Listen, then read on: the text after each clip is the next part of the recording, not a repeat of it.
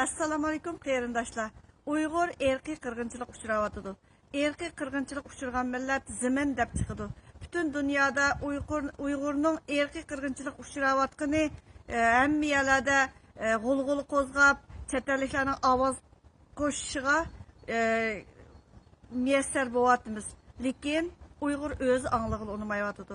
Erkiy qirg'inchilik degan so'zni har xil yumshoq shaklda yumshatib o'xshamagan bir söz oyunları bilan ifodalab kelyotidi dutta qilib Uyg'urni.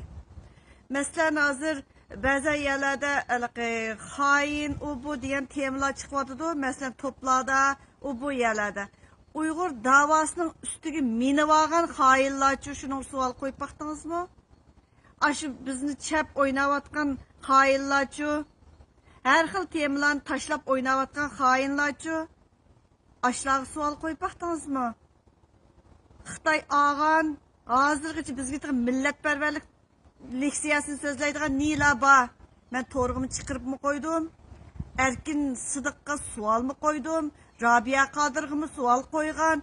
Ular davanın bişi da. Zimin demeymiz. Abdunumya deymiz.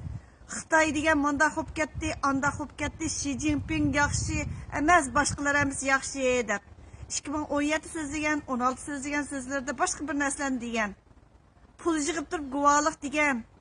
Hey, sual koysan, davanın içindeki sual koy.